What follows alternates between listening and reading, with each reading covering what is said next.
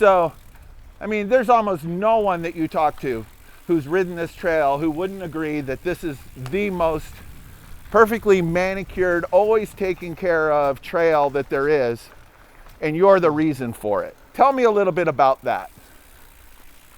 Do you feel that way? Do you feel it's you?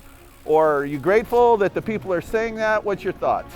I don't think it's possible to have ridden the trails at Addison Oaks and not seen this man. Well, he's the reason for the statement you just heard. All right.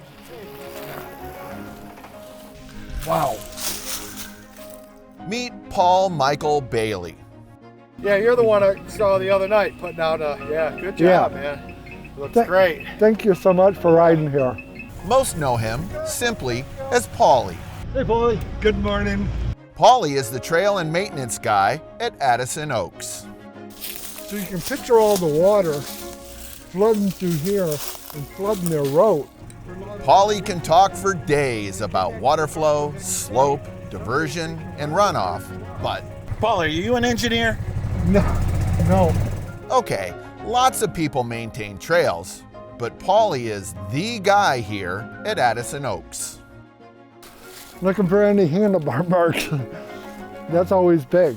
Always look for handlebars hitting trees. If too many are there, eliminate the tree. And he has lots of stories. I was looking off into the woods and I realized I found a treasure of a massive pile of rocks. Lots of stories. The guy stopped yesterday. I haven't seen him in decades, probably 3 or 4. And he goes, remember when we used to go riding and you'd go, let's go racing before every ride. It was so funny. And that's because Pauly is... I'm 65. And quite possibly has the secret to life. I have to say this, life is better on a bike.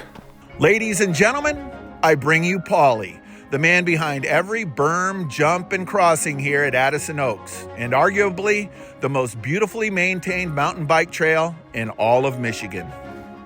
So Pauly's Path, why do they call it that? Or, well, I should say, are you proud of that? I'm humbled by it because you're not allowed to put anybody's name on anything in the park unless it has historical significance. And for this to appear and for my boss and her boss to walk this trail and see that and leave it alone is kind of humbling, but it's so funny. The first time I saw it, I started laughing. It's like, really, guys? But that says something about how much they love you here. Yeah. Well, like I said, people are amazing. And you never know the road they're on or the road that they're going to go. But it's in this moment that you can connect with them in nature. And it's, wow, it's amazing.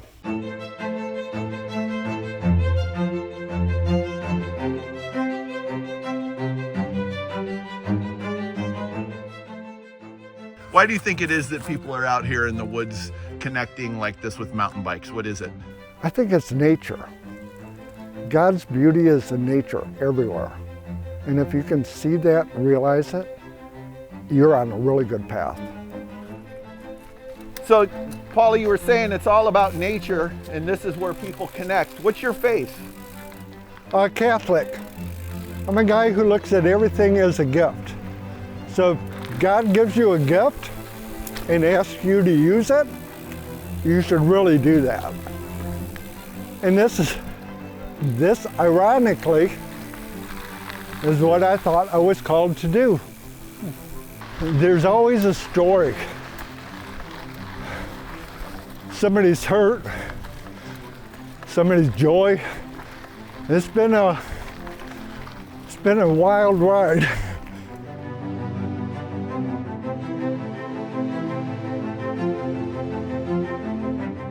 You've seen a lot of evolution of this trail over the years. You say you've been here how many years and been working on it? 37 or 38 years. I started out as a volunteer, and I always joke that I made a job for myself. The spot we're riding right now got me fired from my voluntary job. So, how's that? So this spot was filled with poison ivy, poison oak, poison sumac, and two young ladies were coming out from Waterford to walk it and to okay it for a trail. So me being a nice guy, took 2 passes with a regular push puller so they wouldn't get poison ivy, and they considered it a trail. You build trail without authorization. And they fired me.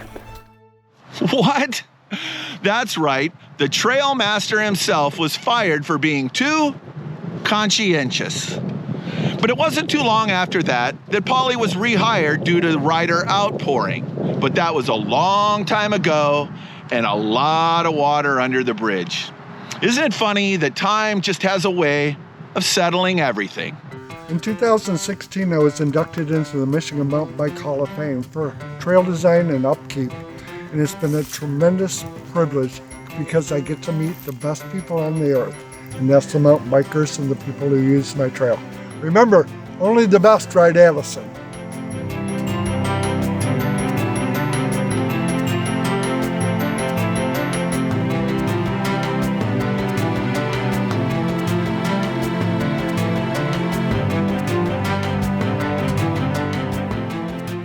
So there's quite a bit of thought that goes into this trail. I mean, it's not like you're just coming out here and moving rocks and throwing dirt, right? No. You gotta follow certain rules when you're building trails. Like you don't want to give somebody a bunch of speed when you're running them into a really fast downhill. So my general rule of thumb is a tight corner before a descent.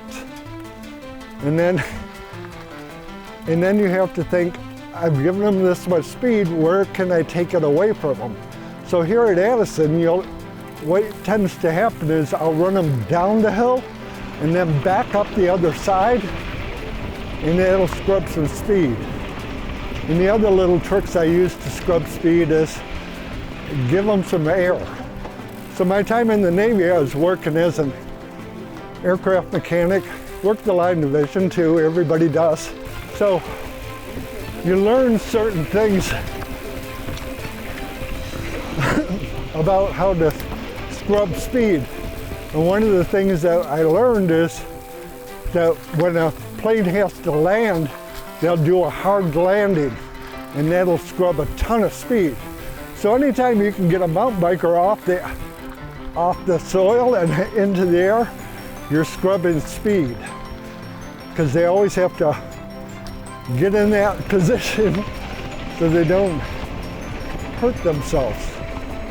And it's funny now that you say that, as I run this trail in my mind, I can think of all the places where there's examples of that. Yeah.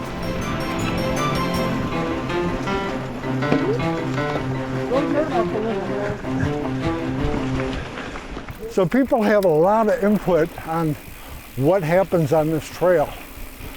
And some of the ideas are just phenomenal. I remember being caught up on the trail work, and this guy goes, you know, it'd be cool. And that always gets my attention.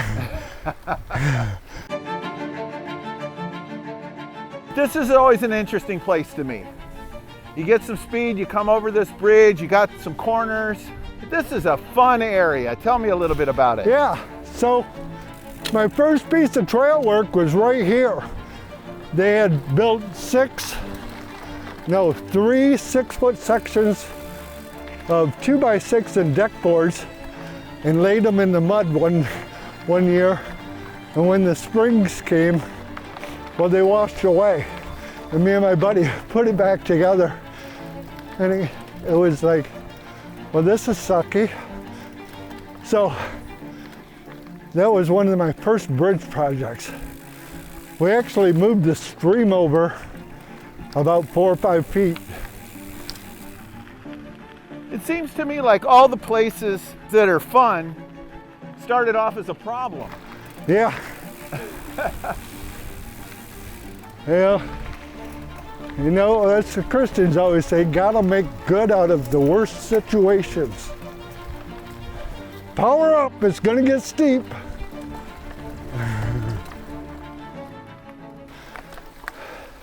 Hey, we're coming up on this huge rock feature. Isn't it neat? It is neat. I like the way that you really have to be careful. Yeah, it doesn't move. Is that part of slowing you down once again? Oh yeah, I've hit my shoulder on it more than once. One time in a race, and I was podium. I was going to be on the podium, and I hit this on the last lap. Oh. It did not move. That's a big boulder. So as we come near the end of this trail, tell me, Pauly, what would help you out here as a trail builder? What should riders keep in mind? Don't lock up your brakes. Don't lock up your brakes.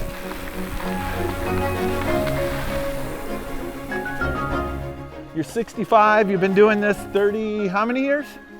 37, So how much longer are you planning on doing this for? 3 years. 3 years. Oh, you have a termination date.